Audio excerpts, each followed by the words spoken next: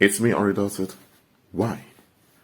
Why do we ignore red flags? Why? There is a simple reason why we ignore red flags. What is a red flag? A warning signal that danger is ahead. Now, it should be that anytime we pick up warning signals that something isn't right or something is missing in a situation, it should be that anytime we pick this up, we slow down, examine the situation, and get out. That is what we should be doing naturally. Is this what is going on? No. Often, people ignore red flags. Why? The reason is because we expect to get something out of the situation. That's why. Think about, for example, women who survived a narcissistic ex-husband or who survived a relationship with a psychopath. They were almost killed by this man or by their ex-lover or whatever. Later, you go through their story, how they met, how they fell in love, got engaged, married, and how things turned sour. But then as an outsider going through their history, you're going to figure out, hold on a minute. But this man was off from the start. Why did this woman not pick up something was wrong with this man? Truth being told, the warning signals were there. But because she perceived the man as an answer to her issues, she may have had loneliness or abandonment issues or daddy issues, whatever, and she perceived this man as an answer to her issues. That's why she perceived this man as valuable. She perceived this man as being of utmost importance in her life, even though several weeks ago she didn't even know this guy even existed. So her perception were based on her lack, her internal lack she was looking compensation for. So she was looking for compensation, external compensation, so that she wouldn't have to face the lack on the inside. And because of this, based on lack, she perceived someone on the outside as a fulfillment for what she lacked on the inside. So her perception was the perception of seeking relief. And that relief was, oh, I'm not lonely anymore. Oh, this guy will never leave me. Oh, I finally found a man who will never criticize me and make me feel bad, whatever. Anyway, she had wrong expectations. And because of those wrong expectations, her perception was deformed. She couldn't properly perceive people for what they were. So, when the red flags appeared, when he said things out of line, or when he acted mysterious, or when he lied, or when he made excuses for bad behavior, to her it didn't matter. Why? Because her perception was wrong. And because of wrong perception, she also excused the red flags. So eventually, she became a collaborator of his negativity. That doesn't mean that he had the right to victimize her later on. Absolutely not. That's wrong. But she's not a victim. A victim is when someone overwhelms you out of the blue, or they systematically target you, and there was nothing you can do about it. In this case, there was something she could have done about it. She had multiple opportunities to get out of the situation. Her own perception was wrong. Now, if she was the type of individual that would often reflect on herself, she would have realized very quickly that her will doesn't add up. And if she would have faced herself and admitted she needs therapy or counseling or some type of feedback or coaching, if she would have admitted this, she would have quickly realized, why am I even involved with this man? then she would have perceived the man for what he really was. An unstable individual who seeks to take advantage of other people. And if she would have seen him for what he was, she wouldn't have felt that attracted to him anymore. She would have realized, I need to get away from this individual. Then she would have realized there's nothing valuable for me over here. But look, there were other men around. The same way as the narcissistic ex she was free from. But why did she notice their red flags early on? Because she didn't perceive that there was anything in it for her. She would say, well, but I wasn't interested in those men. Why wasn't she interested? Because she didn't perceive like there was something in there for her. Now, this was a female example. It applies to men too. Maybe you work somewhere in a company, but very quickly you notice that a lot of people keep leaving the company. Many people come in to work there, but most of them leave. And the management told you, well, those people are just not dedicated for the hard work, they're not dedicated to the job, so that's why they leave. At first you thought, okay, that may be the reason. But then you realize that, hold on a minute, the management often behaves unnaturally distant towards the staff. Talk to them like they're talking to a pet or whatever. So at that point, he saw clearly why people leave. Because they're not treated in a humane way. But here's the thing. That company makes billions of dollars every year. That company has business connections everywhere. That company had a high reputation amongst the public.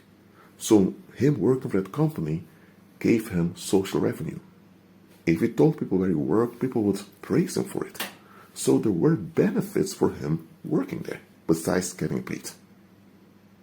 So, but because there were benefits there for being associated with that company, he now perceived that company as valuable and relevant. And his perception motivated him to brush away the warning signals. So he kept himself in a situation despite having proof that the situation was not safe. So long story short, he ends up becoming a manager. He ends up having a high rank in that company. And one day, he's arrested. And then the detectives tell him that that company is under criminal investigation for over a decade for their involvement in child trafficking, money laundering, and drug trafficking. So now, because he was a manager, the police considered him a person of interest. He was not a suspect, but they arrested him because they assumed that because he had the high rank in the organization, he must have some information what goes on. Long story short, this man finds out that most of the clients of that business didn't even exist. He assumed they exist, but they were not real. So at first, this man didn't want to believe it, because for years, he was part of this company. He began to identify with the company. He worked 40 hours a week, sometimes over hours, and in his mind he earned a high rank in the company. In his mind he was a hard worker who earned a high salary. And now the fairy tale is shut down.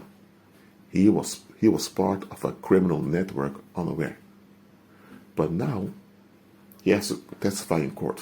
He's not a suspect, but he has to testify in court. And in court, the prosecutor ain't prosecuting him, but the prosecutor asked him, "Sir, how come you worked for that company for 15 years and you never noticed that something was off with the statistics? How come you worked for this company for 15 years and you never questioned the revenue?" You never realize that something didn't add up. In court, he couldn't answer that question. But we know why he couldn't answer that question. Because from the start, during his first year working there, he already blinded himself from seeing the reality of the situation. Because he was so focused on the benefits that were there. And there were benefits, but were those benefits worth it? I mean, if you participate in selling drugs in the streets, you will get money quickly. Big money. But is it worth it? No, because that money is criminal money. How are you going to file your tax reports selling drugs on the streets? Not going to work. You may end up in prison, and even if you don't end up in prison, now you have to launder the money in order to use it. And even if you manage to launder the money and continue living, the people from the streets that you used to be involved with won't forget about you. If they find out later in life that you moved on in a legal way, they may try to pop up and expose your past. So now they have something to blackmail you. So yes, you can get the results. But are the results worth the consequences? And this is what I'm teaching you in this video. Just because someone gets results doesn't mean that the results are worth the consequences. For example, if someone slanders you online, you can sue them in a court of law and win. But here's the issue. By you suing them, you now have to pay fees, lawyer fees or whatever. And by you suing them, what they did, the slander, gets more attention. So now the one that slandered you becomes more relevant. Now this side of the story has to be heard too. And let's say now that more people, just out of malice, agree with this guy. Now you win the court case and the guy has to pay a lot of money to you. He goes bankrupt. But a lot of people out there were bitter at life, just want someone to escalate upon. And this individual that slandered you just wanted someone to act out upon. What you didn't notice is that the reason he dared to slander you is because he knew that there are a lot of people out there who just wants to target. That's why people watch his channel on YouTube to begin with, because he just wanted to slander people, because there were a lot of people out there who feed off of slander. And by you suing him, you fed into his public, because his public was looking for drama. And by you suing that individual, you fed the drama. So eventually now you have far more people thinking bad about you. So you got the result. You sued in the court of law and you got your vindication. But was it worth the consequence? No, it wasn't. Because before you had one individual talking crap about you. Now you have thousands of people agreeing with this individual because he got more attention. And how did he get more attention? By you suing him. Yeah, you were focused on the result. Oh, you felt slighted. You felt insulted. You felt injured. And you wanted rectification. And your way of getting rectification was by suing the individual. You got what you wanted, but you also have to deal with the consequence of what you wanted. Now, with this, I'm going to close this video. I watched a Netflix movie recently. I'm not going to mention the name to prevent spoilers, but I'm going to say this.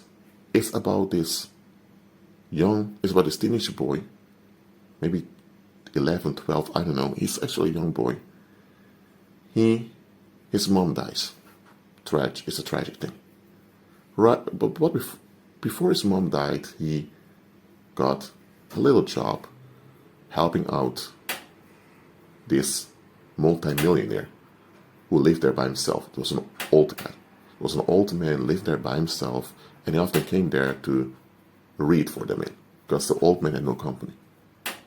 Now, this teenage boy thought, why is this old man living here all by himself like that? And he's so rich. So he began to look up the man on the internet in a library, and he found out this man had a bad reputation, but he never confronted the man about it. Now, long story short, for the rest of his high school years, he went there.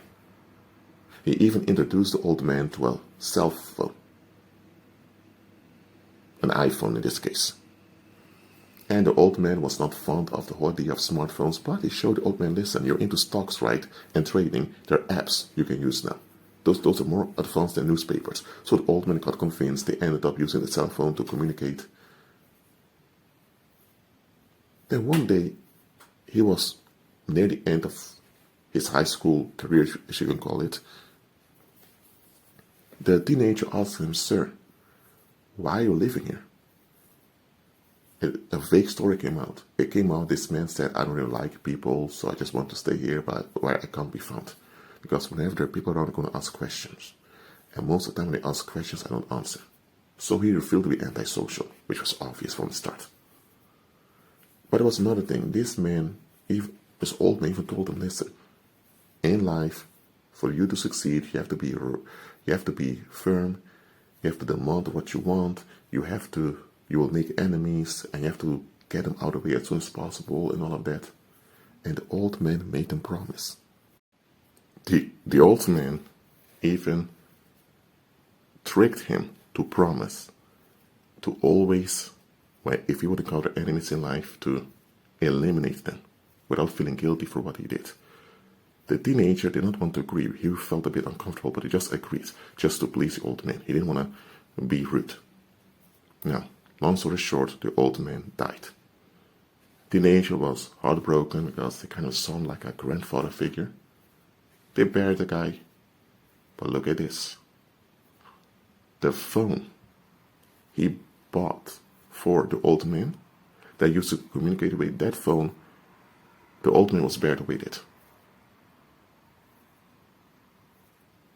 But look at this. He still got text messages from that phone that was buried in that casket. So he thought it was creepy. And this is the weird part. In the movie, this guy believed that for some reason, this old multimillionaire who passed away was still communicating with him through that phone. Now, this is impossible because the old multimillionaire died. He was not around anymore. And that phone was in the grave. With the body that was rotting in that casket. But long story short, in the movie you will see how he complained to this deceased individual about a guy that was not only bullying but harassing him at school, and that guy ended up dying in a tragic way. And he felt like there was a connection between him complaining about this guy to this deceased individual through the phone. For him, it was more like something like therapy. Because remember, this guy, he lost his mom at a young age. And this deceased multi-billionaire was like a grandfather to him. So he had unprocessed issues. So he was stuck in the past. That's why even though the multi-millionaire passed away, he still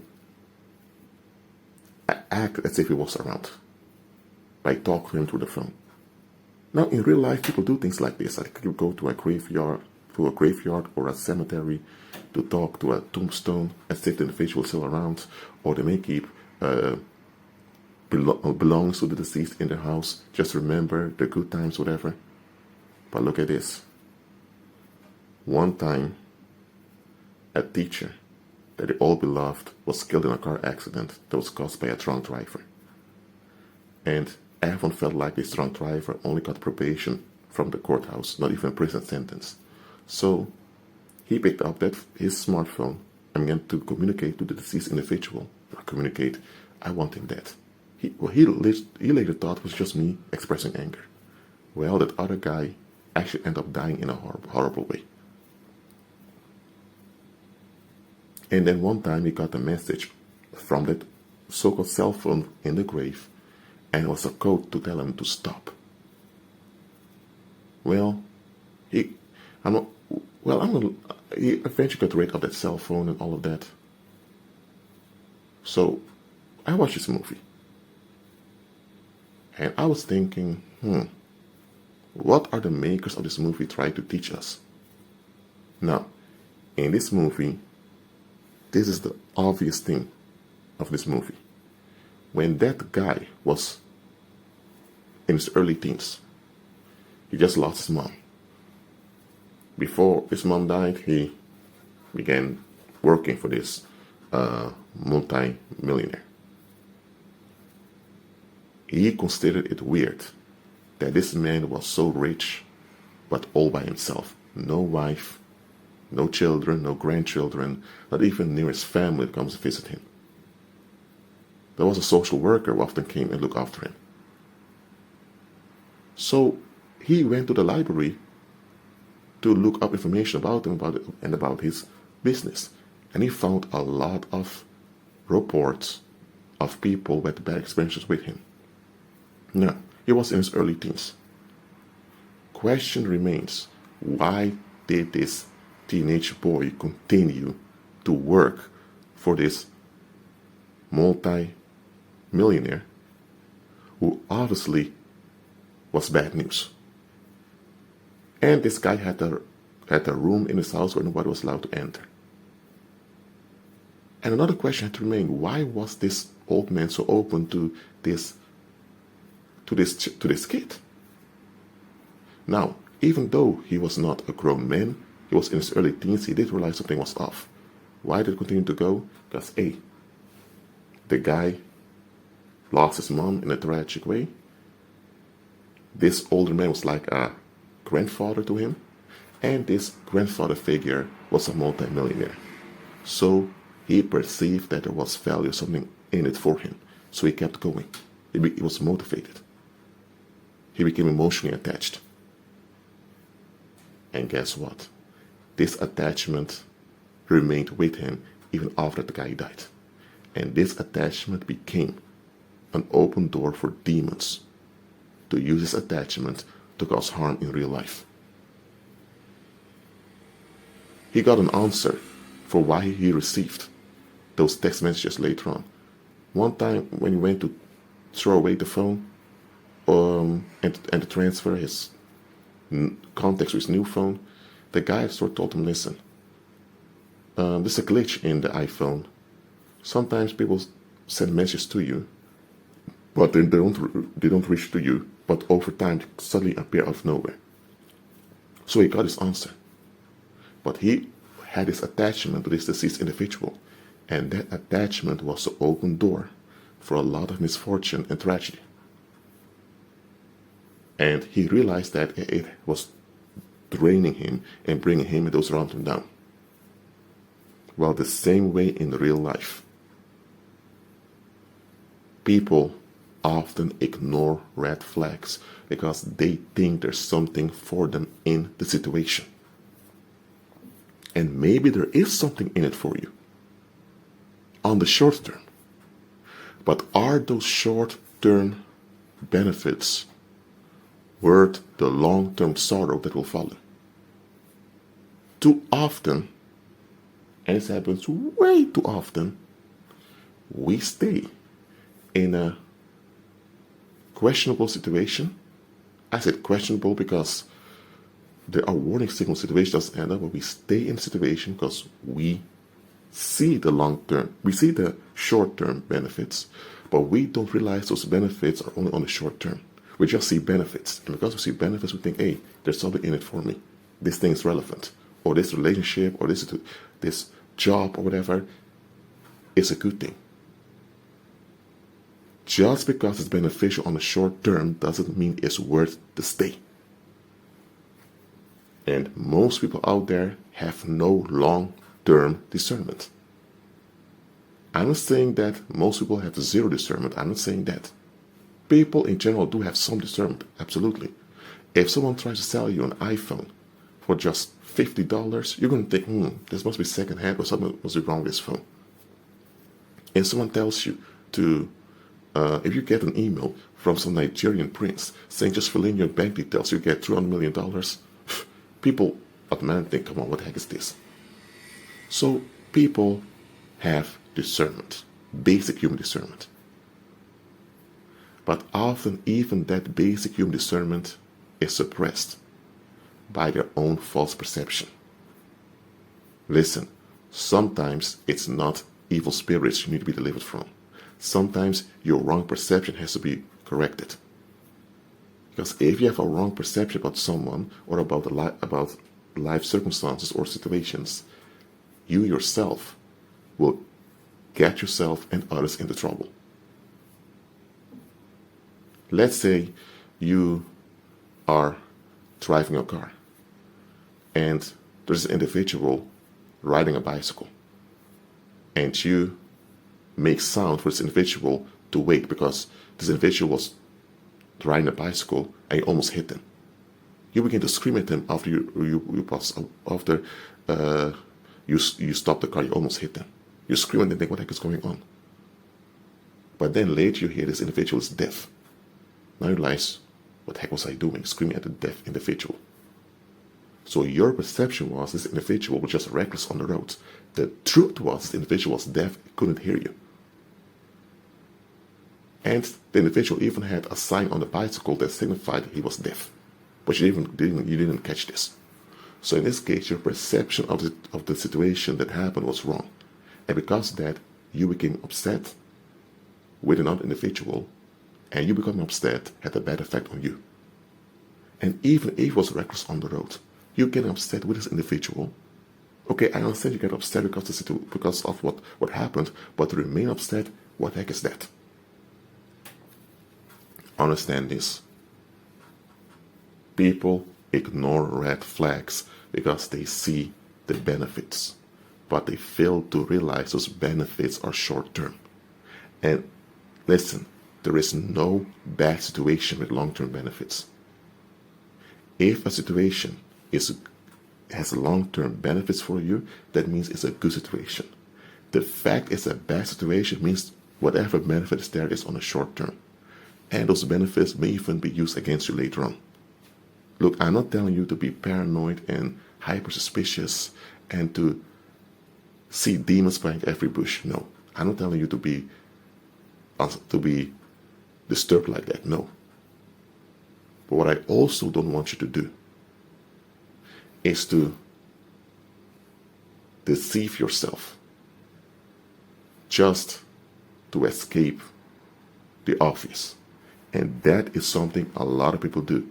They deceive themselves so they don't have to face the obvious. For example, in the movie that I talked about, how come such successful businessman who made so much money in his lifetime, how come he's all by himself near the countryside? Nobody visits him. Nobody has interest in him. Nobody? Not even gold diggers want to be around him? What? Red flag. Something's wrong with this individual.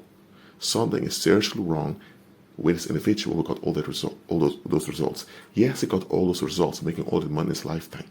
But was he a safe, sane, and stable individual to be with? Absolutely not. But people were blinded by the results, that they didn't examine the consequences. So look, don't just look at the results. Look also at the consequences of those results.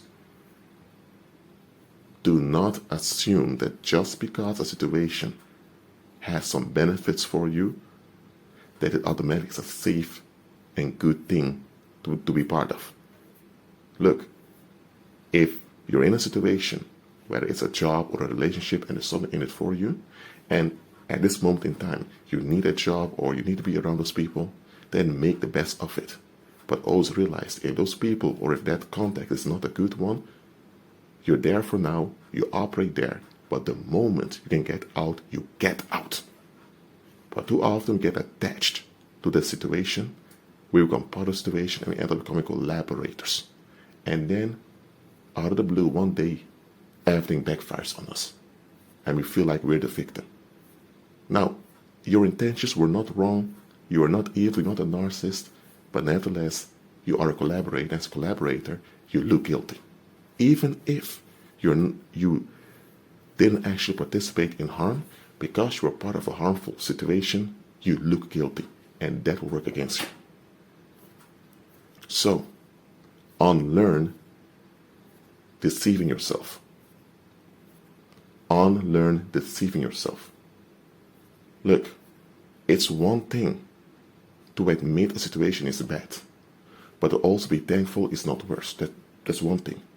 It's also another thing to realize, okay, the situation is not the best, but at least we can do something about it.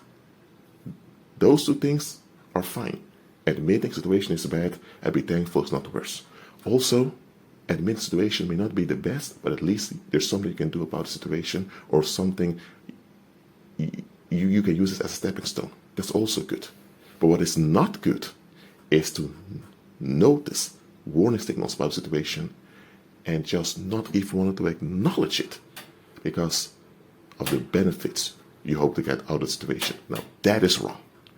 That is wrong. Do not do that to yourself. Because if you do it to yourself, you're also doing it to other people. Don't endanger yourself because you don't look beyond the short-term benefits. That's why be Christ-centered, focus on the Heavenly Father to do His will. Then you'll never end up in a dead end. Well, that's it for now. Keep in agreement with Christ and be at peace.